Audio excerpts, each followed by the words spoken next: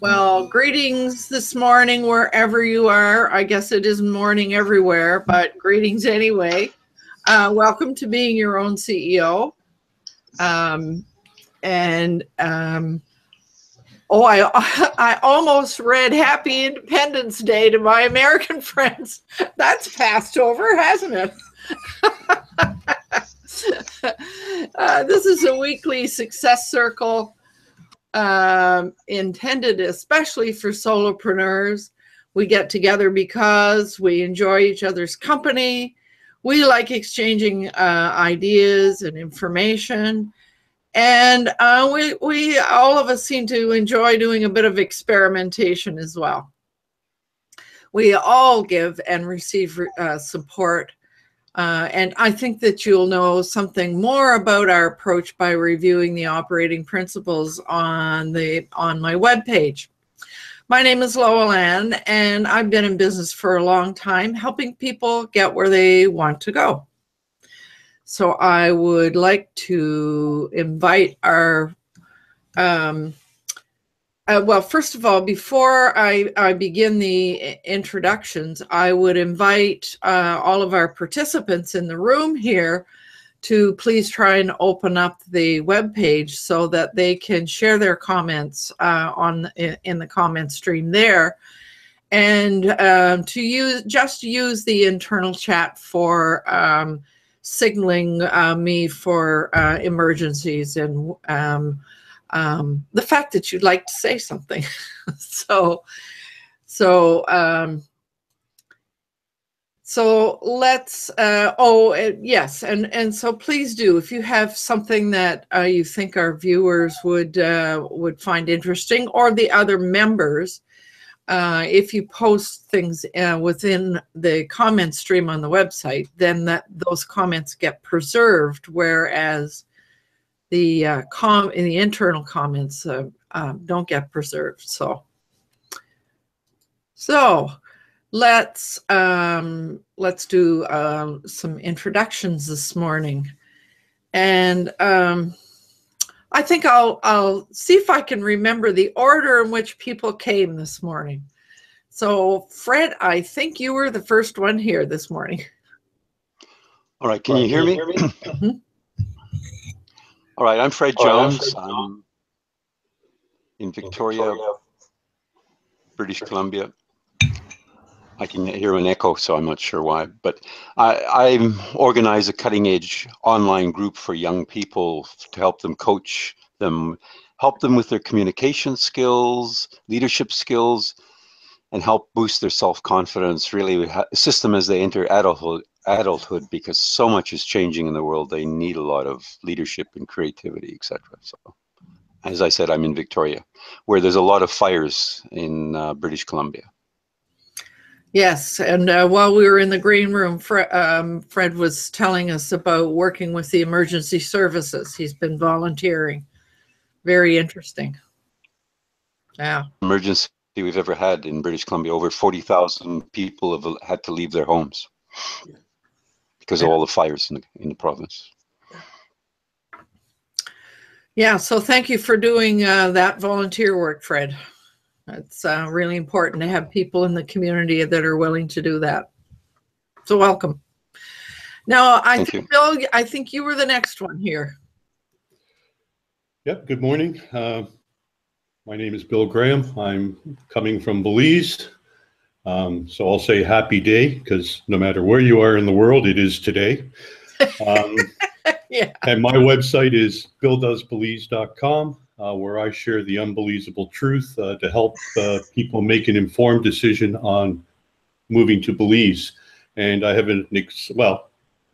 I'm excited about a new website that I'm creating to help people find online tools like all of the Google tools, where I'll introduce people to those tools and teach them how to use them. So that's coming in the next month or so, and I'll let you know more about it when it happens. Yeah, we're looking forward to it. And I'm really curious because Bill, you do both WordPress and this Google site, don't you? So I do very little with WordPress. Oh, I'm sorry, WordPress. Yes. Yeah. Yeah. Yeah, so it would be it'll be interesting for you to see I'd be interested in kind of understanding the difference. Yeah, because part of the reason I'm curious about it is I'm creating something which I may or may not talk about, but for people who are perhaps just looking for a job and wanting to create an online presence without having to, go the big formal route, that might be. Yeah, I understand what you were saying now. Yeah, I'll be using a Google site as opposed to a WordPress site because it kind of goes with our Saturday morning things of the minimum you need for the maximum impact. Mm-hmm. And Google site is a great way for people starting out. I mean, it doesn't have all the bells and whistles of WordPress, but you can certainly create a very visually appealing site for using free Google tools. So that's my intent, is to try and do as much with free tools to get people started. And then, 6-8 months down the road, I mean, if you want to transfer that site to a WordPress site and get some of the other bells and whistles, then do it. Yeah, so it'll be. I'm interested to see and understand the difference. Okay, let's see who came next. I think it was Roland. You were next. Good day, everyone, and welcome to the show. I'm really happy to be here and participating in this. Roland from MinMax Media. I sponsor the DIYLivestreamingshow.com website and also the minmaxmedia.com website. And between Bill and myself, we host the Saturday Morning Marketing Smarties show. So that's mainly what we do. And then the VCP plugin is having the last bits of issues ironed out of it, and it's almost ready to really be presented to the public. So that's the general update in 30 seconds or less. Right. So, Roland, when did you start? When did we all start with the VCP plugin? It was a year ago. Was it really that long? Well, it was for me because we started.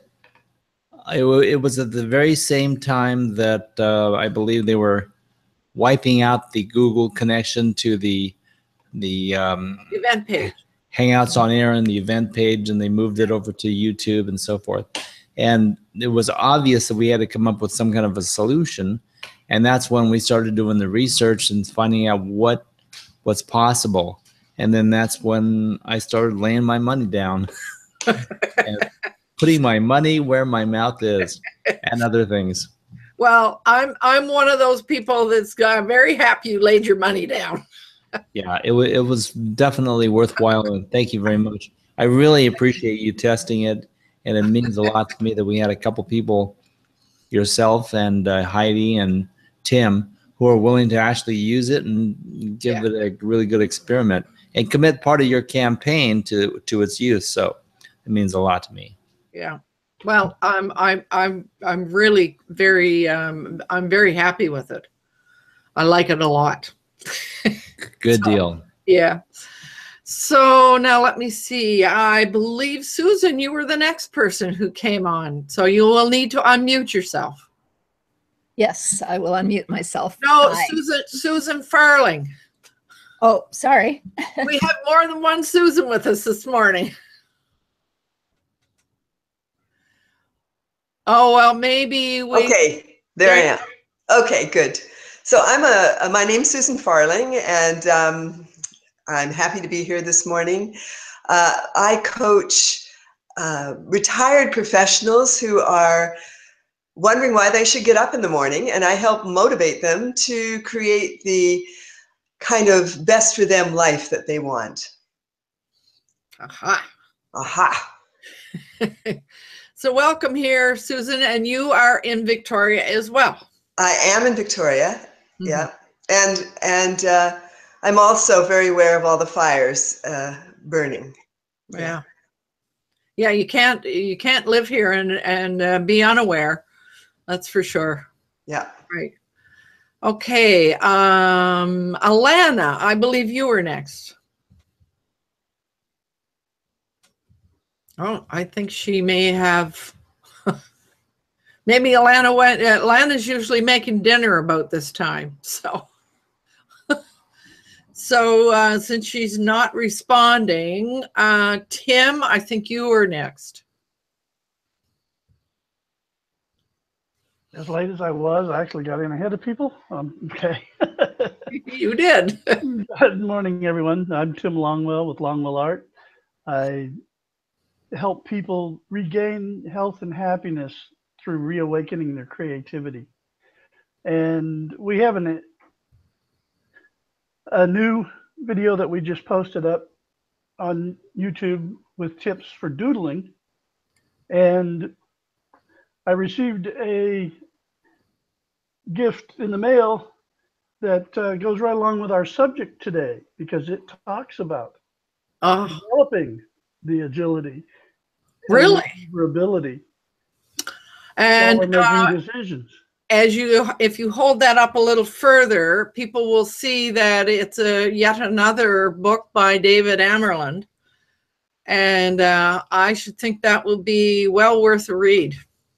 Oh, it's fantastic. I was on chapter 3 a week ago, and I'm sadly reading the last page of the last chapter. Right on. Wow. So you received it as a gift? Yes. Well, there are contingencies. I get to help spread the value prior to pre-release, but they're well worth it. No kidding. Well, I've read everything else that I know of that David Amerland has written, so I look forward to that one. You'll like it. I think it'll tie in very nicely with what you do as well. Oh, right on. So welcome. I'm glad you made it, Tim. So Alana, you're back. Would you like to introduce yourself? Sure. My name is Alana, and I'm coming to you from Ireland. It's about 18 past 5 on my side of the world. And I run a website called emptynesterblog.com. And I also have a side business as a virtual assistant. So I kind of do both. And I'm happy to be here. Right on. Welcome here. Glad you made it. I may have to jump out though, because my neighbor was going to help me with some hedge clippings, and he decided to show up just now. So I have to kind of take the help when I can get it. And if he needs my help, I may have to bow out. So. Okay. That's my favorite phrase is life happens, Alana. Yeah. I know, you just can't predict that, you know? No, you can't. So now I believe that Susan Joy Schlief was the next person. Good morning, Susan. There, good morning. Yeah, I was really late, so I'm surprised anybody came in after me. Or maybe they didn't. Anyway, I am glad to be here. I've been crazy, crazy busy, but this topic really appealed to me, so I wanted to sit in as much as I can. I am going to have to drop off in about 45 minutes for a phone call with my web person, or who's helping me with some stuff. But I am really curious about this topic since I turned 65 a few months ago and am supposed to retire from my full-time job, at least at some point in the next year or two, so that I can spend more time on my own job at that point, which I'm looking forward to, but I don't know that I'm quite ready to do that yet. So lots to think about. Well, she's just a baby. Yeah, right.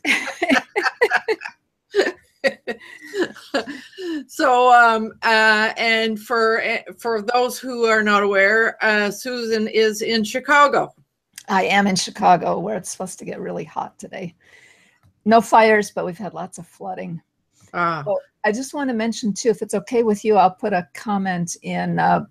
A couple weeks ago, people were interested in the webinars I was going to host on this other platform, and I'm doing one this week and one next week. So if it's all right with you, I'll post those links, and anybody who's interested can sign up.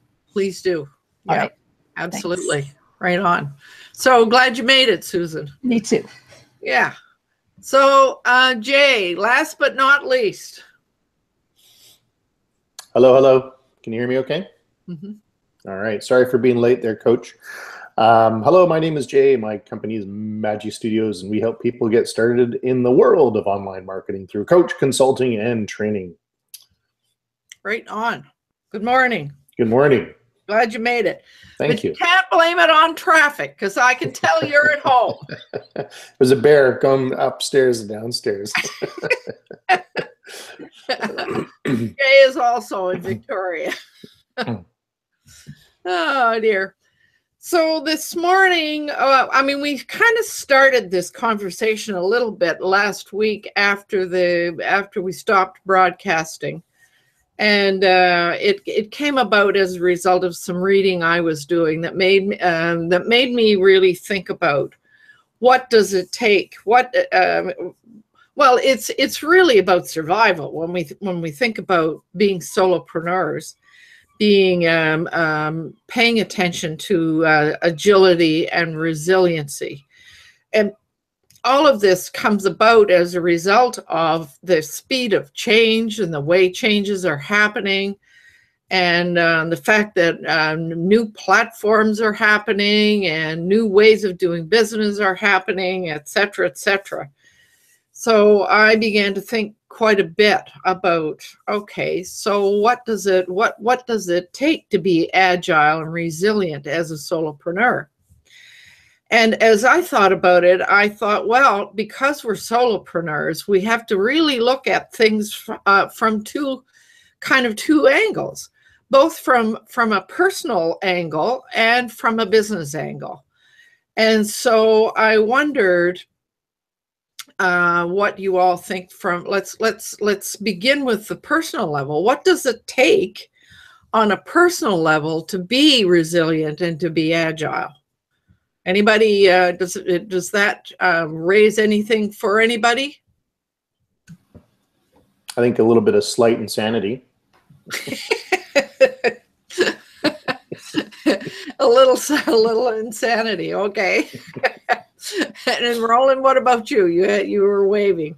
There's a step number one that I see that happens to everybody, and some people think they make the step and then realize that they haven't made the step, and that is the inner, what I call the inner yes. Because knowing that you've got to do something and knowing that you've got a bit of a plan formulating, it all starts making sense when you take the first step. And the first step, before it's actually a step, takes the inside commitment. That when you say, I'm going to do this. Well, I don't know how exactly. I don't have all the facts and figures, and I don't have all the funds yet, but I'm going to do this. When you have that feeling, then you making your step forward makes sense. It doesn't matter exactly what your step is. You're going to be moving in the right direction towards your goal.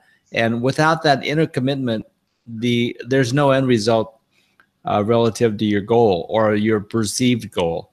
I think that it's very weak until you decide inside, that's what I'm going to do, or I'm not sure how, but I'm going to do it. So Susan, something to follow up, I think. Yeah, it is an inner thing, and from my thinking, I was thinking about kind of almost like a mindset of openness. Yeah, is really a critical piece. So did I see Susan waving? Yeah, I wanted to add Oh, both of us again? Oh, I guess I better Susan F and Susan J. Okay. I saw Susan J. Yeah, you just got it. What part of what I was going to say, Lowell, and the idea of openness to change. And that's what I was going to add to what Roland said. I think there's a step before the commitment to doing something, and that's enough self-examination to know that something is wrong here. I do want to change something, and that I can make that change. It's not like I'm waiting for somebody else to fix it for me. And I think that's a place that a lot of people never get to in their lives. So, you know, learning to think in that way, I think, is really the first step. If I could counterpoint that, I would take it a step further and say it may not even be an element of conflict. It might be just simply a desire or a need that you have as an individual to express yourself. Sure, and sure. In that respect, it's like the concept of what you want to do really has to be connected with your desire, not even necessarily a problem. But if your desire is valid, it's probably going to be commensurate with other people's desires also. But it could all be based on a very positive thing. Yep, that's true. Thank you. I wasn't thinking that way, but that makes sense. Well, and the other thing that popped up for me in a very strong way, and it sort of links up with this openness, is that I mean, if we're going to do what we do, we have to be really open and excited about learning something new. And that whole piece around experimenting and trying and I mean, I think it's, well, there's probably an aspect of risk here as well. Being ready to just leap out there. Yeah. So, Tim, I think you were waving. Well, I was going to say it takes a certain amount of spontaneous willingness in our personality as well. We have to have managed controlling anxieties in our lives and opened ourselves to that spontaneity to be able to take the action in order to move in the directions that we do. Would you expand that to vulnerability as well, Tim? I think that falls with the anxieties, yes. Vulnerabilities are subjective, mostly because our anxieties can amplify them larger than they may be, or the risk of the potential for a vulnerability. And so, you know, managing that anxiety and adopting the willingness for spontaneity can help deal with the feeling of being vulnerable and anxious. So, I mean, what by bringing that up, what pops into my mind is a sense of confidence, I guess. Yes. Exactly. I am able. I can do this. Yeah. Sure. Yeah. And, you know, depending on our childhoods, even a lot of times, a child learning to walk, they're confident they're going to do it because they keep trying, even though they fall down, bruise themselves, cry. They got the confidence they can do that. Learning to ride a bicycle, learning to roller skate. We do this our whole lives, but for some reason we reach a point in our adulthood where all of a sudden it's wrong to have confidence in yourself. And that conflict between what we want to do, what we would be willing to do for free, and not giving the impression that we're overconfident and egotistical creates a lot of that anxiety too. Could I jump in here, because we're juggling a lot of different concepts. We are.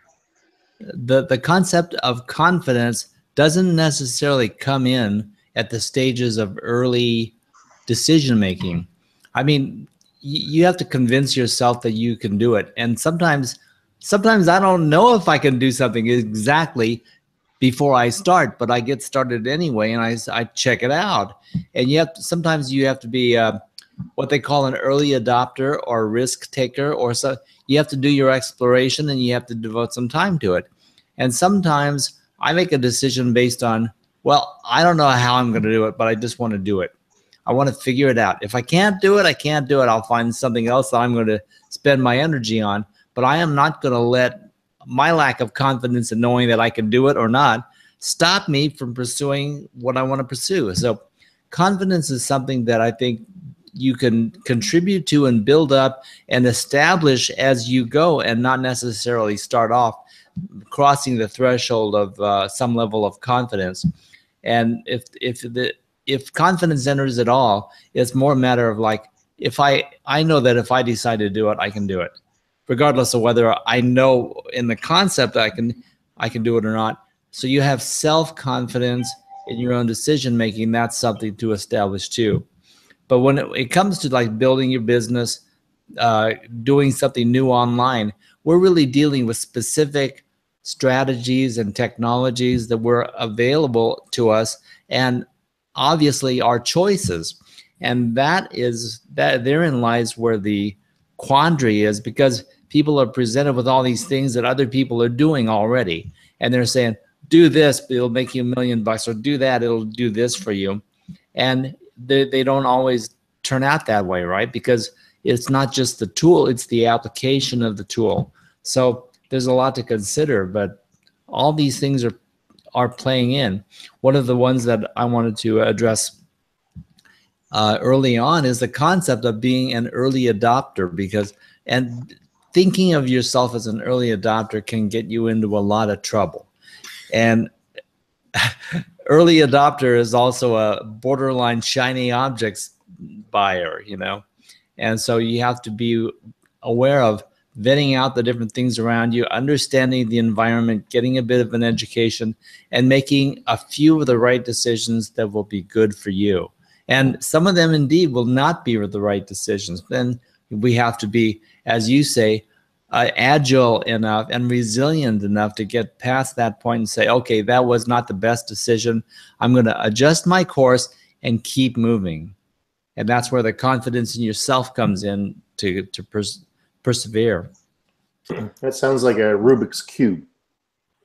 It really does, in terms of confidence and looking at the challenge, because there's actually lots of ways you can solve a Rubik's Cube beyond just the normal, like one way, moving it around, right? There's so many dimensions. And I think confidence, in my opinion, is based on your existing personal experience and the actual task at hand, right? So you can be super experienced at many different things, but if you look at that task and you kind of go, okay, are my skills good enough to complete that in a certain amount of time, and do I have the patience to do it? And that's I think really what sums up confidence. And because if you look at a Rubik's Cube and you go, okay, I can do this eventually, excuse me. Or you can look at a Rubik's Cube. A lot of people will think, okay, well, I'll just take the stickers off because it's the path of least resistance. So so it's bypassing the challenge just to get the job done. It's not thinking as Craig, our friend Craig, who's not here today, he likes to say, instead of thinking outside the box, go around the box. Around the outside of it or the inside of it? I think it really is screwing around. Yeah. And I think his intention was to basically say, think different. Mm-hmm. Right. So there is no box. Okay. So Susan F., I didn't know if I saw you waving or not. Yeah, I'm still sort of back with your analogy around survival, resilience and survival, which you spoke about before we actually started the program, and back to the fires that are burning in BC today, and have been and for quite a while now, and thinking about personal resilience and how everybody who's faced with there's what, 40,000 people on the road looking for places to lay their heads, and thinking, well, if that's not a place where personal resilience will be tested, needed, and there we are, and that I think it behooves all of us to develop and strengthen our own ability to be resilient all the time, because we never do know that old whatever it is of, the only constant is change is right on, and we never do know. And so I was thinking about qualities like Roland mentioned, that inner conviction, I will survive. I think that would be a real strong, necessary thing in the face of whatever was to come along and whack on the side of the head. A place of hopefulness would have to be fitted in there somewhere. And I think a gratitude for what is still, what is available, gratitude for even the touch of a stranger saying, I know it's tough, or whatever, that gratitude, really encouraged daily, I think could very much support resilience all the time. And the other piece I was thinking about was around generosity to others, that the old, Frankl wrote in his book that people survived the concentration camps best who could support other people, who kept always being generous, and even though they had very little. And you mentioned earlier that part of being resilient is around caring for how we deal with our clients and the generosity that we can have there. And I think that kind of weaves into both the personal and the professional. So anyway, those are thoughts I was having. I particularly resonate with that piece that you mentioned about hope and gratitude. Because those two things are those two qualities are what help to keep us open, doesn't it? Yeah. Yeah. Yes, very much so. Yeah. So as solopreneurs, there's a lot that goes into what makes us go in that direction. There are a lot of qualities that come into play. Susan J., you were waving.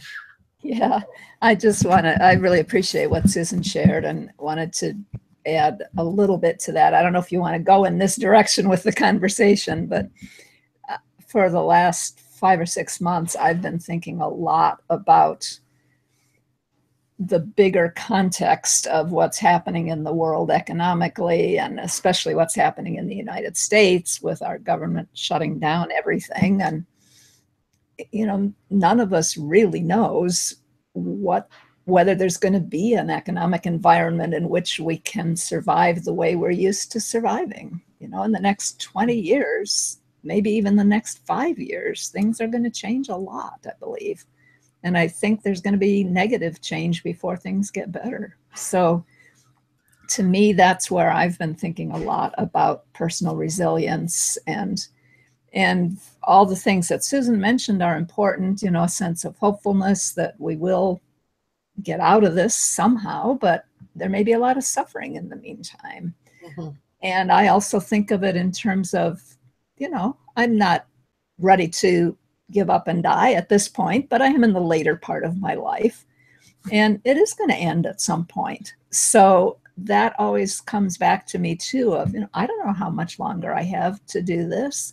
I don't know how long my health will be sustained. I don't know what my living situation will be like. And I trust myself to be able to make the best decisions that I can about whatever occurs that's beyond my control, And I, more so than now than even in the past, I'm really aware of this illusion of control over our lives, that we really don't know what's going to happen. And we have to be ready for whatever does occur and to accept it gracefully. Mm-hmm. Would you say that's the state of the U.S. economy is creating a push for people to become solopreneurs or become entrepreneurs? Oh, that I don't know, Jay. That's a good question. I mean, I don't know if that's more true in the last 6 months. I think it has been true for a number of years, as people aren't able to, because most people's income has flatlined so badly that people are looking at how to make money online when they can't make it in their jobs. I haven't seen anything about whether that's increased since our last election. I don't know. Well, Susan, it would interest you to know that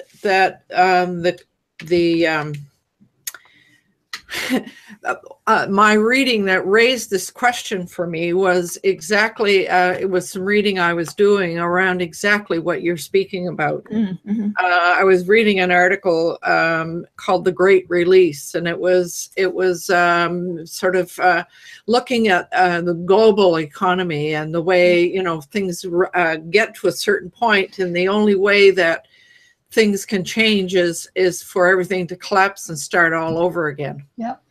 Yep. So, and I've been listening to a lot of YouTube videos about a number of different experts talking about the collapse of capitalism, and that that was well on its way before Trump was elected, even, but he's sort of speeding things up because of the way he's pushing it. So.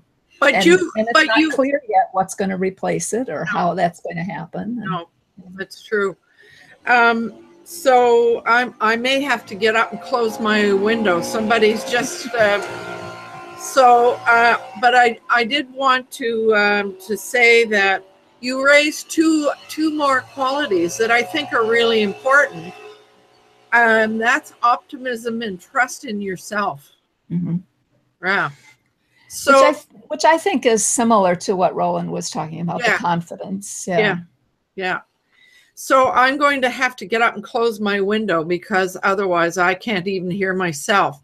So, but before I do that, I will say, well, maybe now it's time. We've talked about the qualities that it takes on a personal level.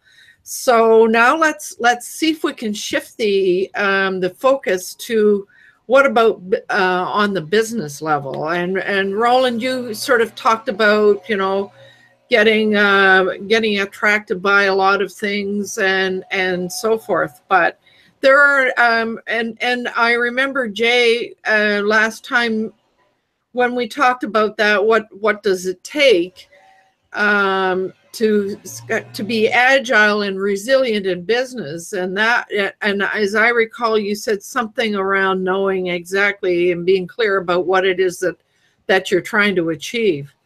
So I don't know if you remember that and would like to expand on that while I get up and close my window. Absolutely. I think in business, as a solopreneur or an entrepreneur, we have a plethora of challenges. We have a plethora of things that are thrown in front of our face, whether it be new technology, new things to market yourself, a new audience that gets shifted to a different platform, whether it be Blab, Twitter, offline marketing, that kind of thing. And I think entrepreneurs, they end up getting this shiny object syndrome. They become very, very distracted. I mean, I personally can become very distracted. To give you an example, one of the first things that I noticed when Roland started speaking was, why is Susan behind your privacy thing broadcasting her webinar? And the reason I say that is because if you look behind Roland, he has one of those privacy things. And if you look behind Susan, she has the same thing. So I'm wondering, that's my own personal challenge, right? Where I get to see these mild distractions all the time. So I think it's really important as an entrepreneur and a solopreneur to really hone down and focus on the task at hand. And I think to be able to do that, I think you need to have a plethora of organization and then self-discipline. And I think it's first organization, then self-discipline, because you can have all the self-discipline in the world, but if you don't have a linear plan, as to what you need to do, whether it be daily, short-term, long-term goals, it'll be extremely difficult to accomplish any kind of business success, you know. So whether it be, because it just, I think that's just the way it works. If you look at any kind of successful business, they've got a pretty darn linear plan as to what they do on a daily basis and on a short-term basis and on a long-term basis, you know. So so being organized and being self-disciplined, but given that, Jay, so how, I mean, and having that, having a linear plan, but what happens if a change happens that throws that all out of whack? So then what do you do? Well, I think a perfect example of this is how Bill and Fred are about to explode if they don't say something. So I think we should shift to them, because they're flagging airlines down here. So okay, Fred, go for it. Thanks a lot, Jay. I appreciate that. Well, I think we've talking about a lot of things that we're all faced. One is change. And we know that change is happening, and we have to be able to cope with that in whatever way. And I believe that change can be very powerful. And if you think back in all of your lives, anytime you've changed anything, or even if it was forced upon you, you've always come back normally stronger and better. Mm-hmm. That you hear that even with the forest fires. There was people being interviewed on the previous forest fires. They've come back and said, yeah, we overcame this. Our house was destroyed, but now we're even better off. So any type of change, I believe, is strong, even if it's small. And I think a lot of things that have been discussed is you've got to know what you want to do. Do you want to come back, or do you want to change direction, or do you want to move somewhere else? Whatever it is that you want. Once you know that, and that's something that Roland said, then it's a matter of saying, okay, I'm going to make this change, and I'm not afraid of doing it, and get that self-confidence that we're speaking about. And to do that, and it's often, how are we going to do that? I believe you have to have routines, and that's what Jay was talking about. You know, you have to have like a daily and a long-term. So what I try and do with a friend of mine is regularly we meet and on a weekly basis, and we say, how are we doing with our goals? And every 3 months we sit down and we say what our each independent goals are. And then on a daily basis, it's very important to have a routine. I find, and that you can play with that. I've changed my routine regularly, say, oh, this isn't working. And one of the things I do is I have power blocks. I try and say, okay, what am I going to do now? And I have a timer, and the timer is set, in my case, for 25 minutes. I say, well, what am I going to do in the next 25 minutes? Let's see if I can do it. Sometimes I don't get anything done, and I say, oh, the buzzer goes, and anything. I said, well, at least let's try another 25 minutes. And that, by breaking it up and setting it as small as that, could be 45 minutes, whatever works for you. It's very important. And those are the little goals that you've got down to. What am I going to do in this next 25 minutes? And those are power blocks. And then take a break. Mm-hmm. Because sometimes we get involved for hours and we're just slowing down. But if you say 25 minutes and then take a break, whatever that is, 5 minutes or 10, walk around the block, get up, stretch, and then sit down again and work on it. It makes a big difference. And those are the habits that help us achieve those things. The routine's very important. So that's what I find is, and the only asset we have, all of us have one asset in common, and that's time. We have nothing else. And we don't know how much longer we're living, as Susan J. said. We're all going to die. There's no doubt about that. That's one fact of life. Some are going to die before others. I'm planning to live to 148, I think it was. So I've got more time than some others, but that's my plan. You know. Well, however, if you're going to live that long, Fred, I hope you've got lots to do. Oh, I never have a lack of things to do. It's a matter of to organize it and so on. But I find that routine, and then I change it. And I say, oh, like I exercise certain time of day. And I say, no, I was doing it this time, but let's try that time of day. I have a block of time when I exercise. And then I say, oh, no, I'm more productive mentally that time. So let's put the physical in a different time and just keep playing with those blocks on a daily basis. I actually track my time in half-hour blocks. I have a spreadsheet and I can look at it a week, say, wow, did I get done? And this was something I got off the radio, a lady, and she's spoken many a time, and she has a spreadsheet, and I got it off the CBC radio. She was being interviewed, and she downloaded. I've been doing it for almost 2 years. Every half hour, a waking hour, I know what I've done. I look at it. I can look at it. It's on my other computer. I can see, oh, I've been spending too much time doing this or not enough time. And that makes a difference. I can look at it, and that, I feel, can make us have self-confidence, which is what Roland said. Say, hey, I can get this stuff done, and those routines. And then also, obviously, as we said, gratitude's important too. Say, hey, look, I even if it's not as much as I want, I did get something done. So that's what I find is very, very powerful, is to have a routine and power blocks, and know what you want, obviously, like Roland said. And then it helps build your self-confidence, those little wins. And you say, well, I'm getting things done. Maybe not as much as I want, but I'm getting there. So that's my take on what's been said today. Really makes a difference in our lives. It's made a big difference in my life. And I'm not afraid of change. I could tell you some changes. I was living in a condo in a penthouse for 4 years. I'm now couch surfing. And that change, I'm not afraid of it. It was one of the best moves I've made. It was liberating. I had all this stuff. It's put in storage. My daughter's looking after it, or she wants it.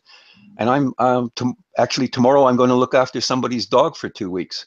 And I'm just moving there with my rowing machine, my computers, my blender, and some clothes, and I'll be there for 2 weeks. I can do that. As long as I have internet access, I can be here on Tuesday, but I'll be somewhere else.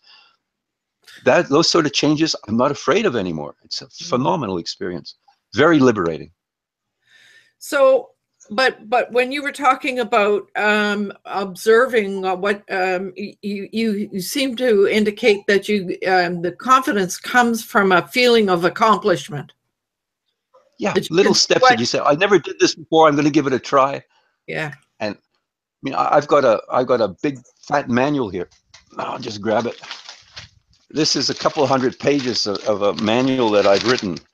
And there's no way I've ever written. This is for coaching children. This manual, and it's got 250 pages. There's no way I would have ever thought I could have done that before. But I've, just little steps. Those, just try, and then you get confidence. Hey, I can do this stuff. Yeah. So it sounds to me like, Fred, you're really supporting your ability to focus. Yeah, with that 25 minutes, you say, okay, Yeah. I've got to do this. Yeah. And then by tracking my time, I say, how long have I been doing it? Oh, I've been getting, the distractions that Jay said. You got to be careful. You say, oh, I spent 25 minutes and I went down the rabbit hole, not where I wanted to go. Something, as Jay said, you're looking at those two screens and saying, wonder how that's happening. We're not listening anymore. Or there's so many distractions in today's world. It's unbelievable. So try and avoid them. And if you log what you did in the last half hour, say, that's not what I was hoping to do. And then get back on track. So that I find very powerful. I have over 2 years of spreadsheets of every week I can see in a color. They're color coded. Blue is light blue is what the color I'm working on my projects, and then I got tracked on the internet. That's orange, and red is sort of color code. Red is you didn't get anything done in that half hour. But sometimes you have to eat too. So you say, well, you're not working. Not working, Fred, or you have friends and social time. Yeah, but so Fred, keeping track the way you're mentioning, half hour at a time, how much of your time gets spent on the keeping track?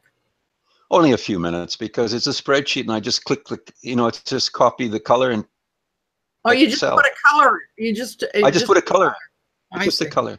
Right. Say what I was doing. Sometimes I might type in on that cell in my blog post or something, and so I know that color blue was my blog post, so I can see that I'm working on that and how long it actually takes me.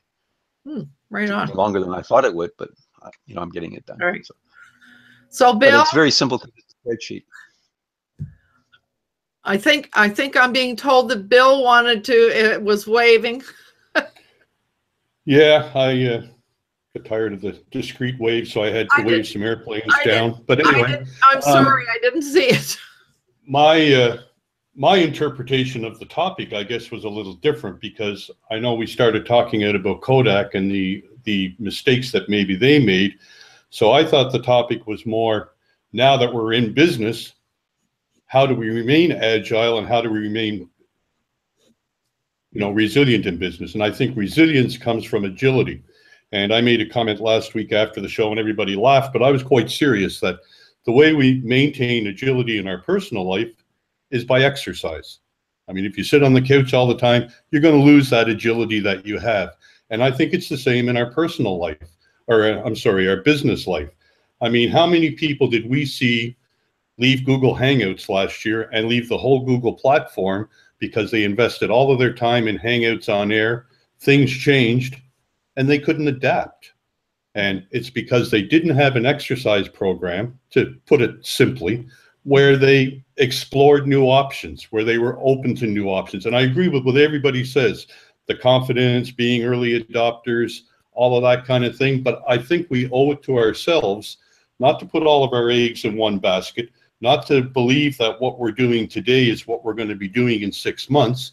And in order to remain agile and resilient, we have to be open to new things, but we have to openly explore for those new things, and we have to stay on top of them, so that when Google Hangouts takes Comment Tracker away and goes somewhere else, or when Blab disappears, if that's what you're into, you have something that you can pick up and work with tomorrow. You're not sitting there, in the dark because you got too comfortable where you are. So I think the simple answer is exercise. A business contingency plan based on that, because I think I agree with Bill, because there are a plethora of changes, especially with Google. Google is famous for taking candy away from our hands. Yeah. So and even more than that, I think, like when I say exercise, I mean exercise is something that we have to plan into our day. Do we want to do it? Typically, most of us don't.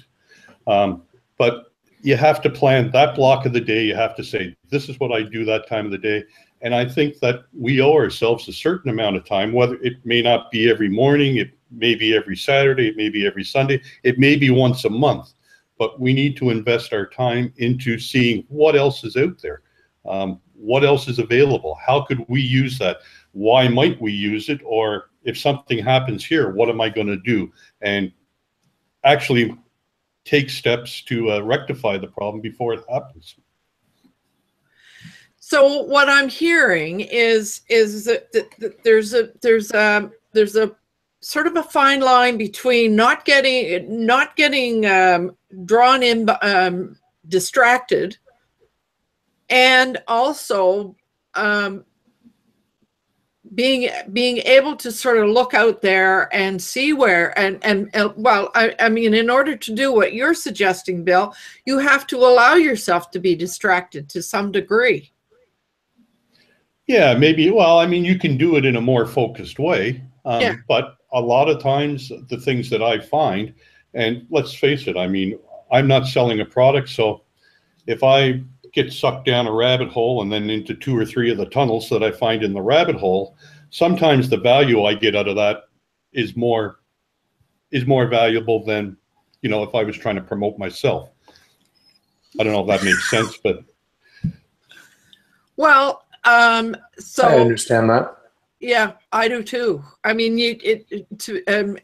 what I see is the concept of experimentation. Like, if we're not constantly kind of trying and experimenting to see how things go, and if we allow ourselves to get so caught up in that tunnel and that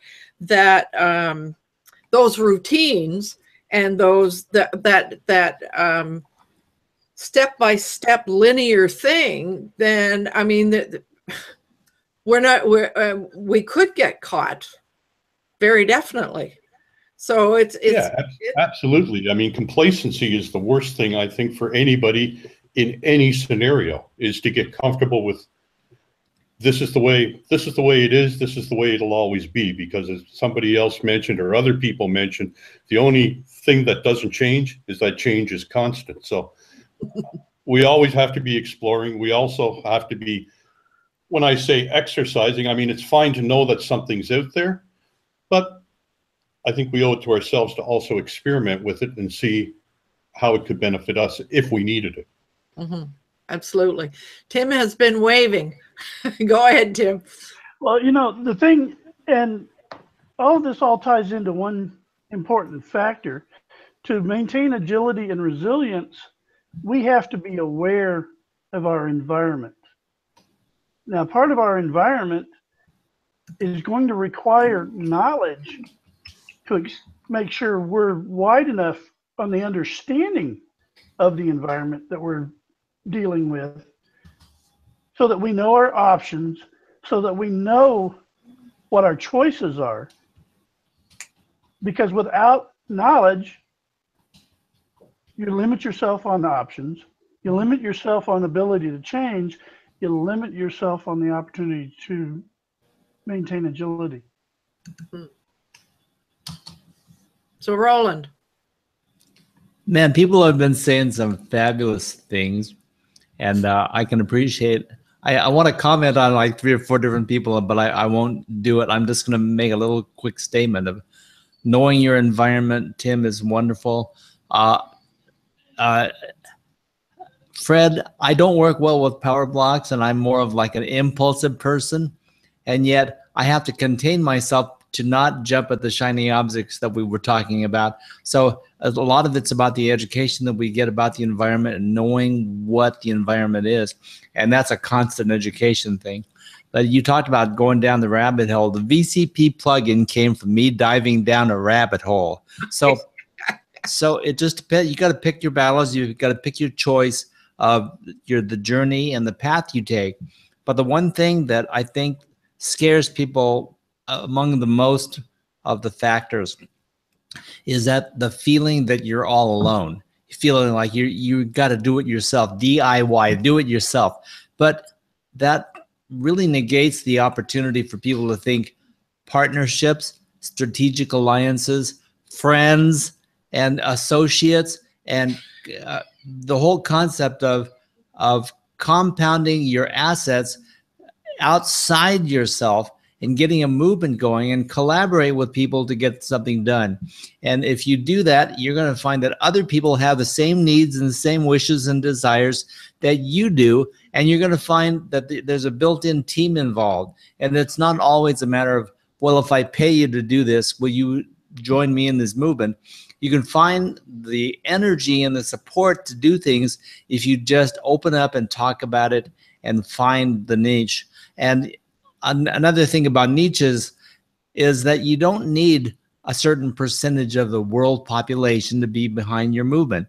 You just need a handful of chosen few people who want the same thing that you want. So I think that the perspective has to be kept as far as what you can do with what you've got from where you are, and really focusing on the desire of your goal. I like the fact that you brought up that willingness for collaboration, because I think you're right. I mean, as solopreneurs, we can you can't fly totally alone, can you? Got to do it yourself. Come on. We're all depending upon somebody. Yeah. Or everybody.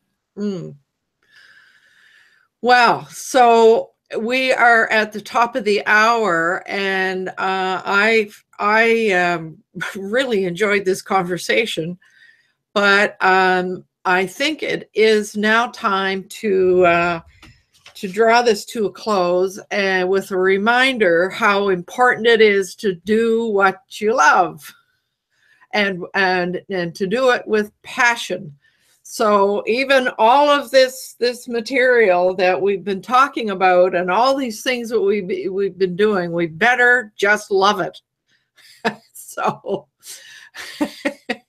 So I'm going to white box Bill now, and hopefully